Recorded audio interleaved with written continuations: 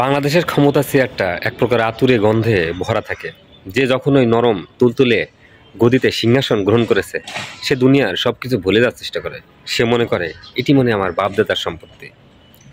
এখানে জনগণের পালস নেই, এখানে জনগণের মতামত নেই, এখানে জনগণ কি, কিসের জনগণ, এই সমস্ত চিন্তা করে।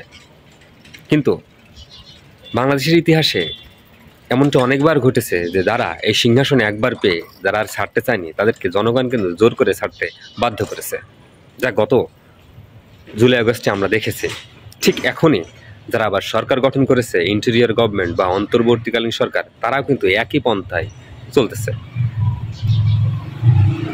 বাংলাদেশের মানুষ একটা নির্বাচন চায়, সঠিকভাবে তাদের ভোট প্রয়োগ করতে পারে সেটা চায়। সেই ভোট প্রয়োগটা এবং সঠিকভাবে নির্বাচন কবে ডেট হবে, কবে রোড ম্যাপ, তা এখনও পায়নি। বাংলাদেশের মানুষকে আবার বোকা ভাবা শুরু করেছে। আসলে বাংলাদেশের মানুষ কিন্তু অতটা বোকা নয়, বাংলাদেশের মানুষ কিন্তু চরম চালাক এবং খুবই বুদ্ধিমান। সময় মতো সবাইকে কিন্তু কট লাগিয়ে দিয়েছে এবং সিংহাসন থেকে, ওই গদি থেকে, তুলতুলি নরম গদি থেকে তাকে সরিয়ে দিয়েছে। ভাই, এটা তো বুঝতে হবে ওই চেয়ারটা সবার জন্য নয়। ওই চেয়ারটা একটা নির্দিষ্ট সময়ের জন্য। ওই চেয়ারটা একটা নির্দিষ্ট সময় পর পর পরিবর্তন হয়, জনগণের ম্যান্ডেট নিয়ে পরিবর্তন হয়। সেটা আমরা কিন্তু কেউই বোঝার চেষ্টা করি না। এই সরকার যেমন নির্বাচন ইস্যুতে কবে নির্বাচন হবে সেই রোড ম্যাপ দিতে তাল বাহানো শুরু করেছে, যা জনগণের মনে এক প্রকার শঙ্কা তৈরি হয়েছে। কেউ বলছে 2026 সালের 30শে জুন, 2025-এর শেষে, 26-এর প্রথমে।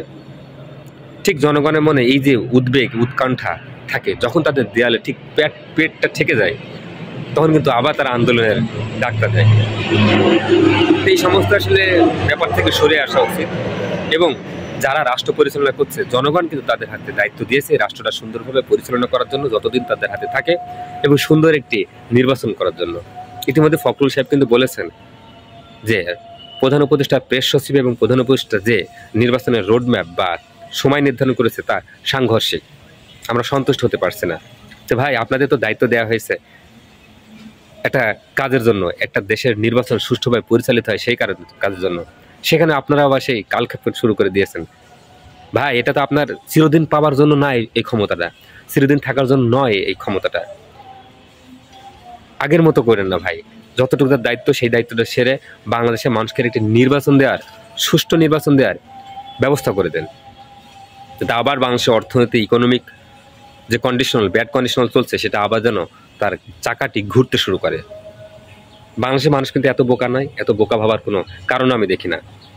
আজকে এই পর্যন্ত।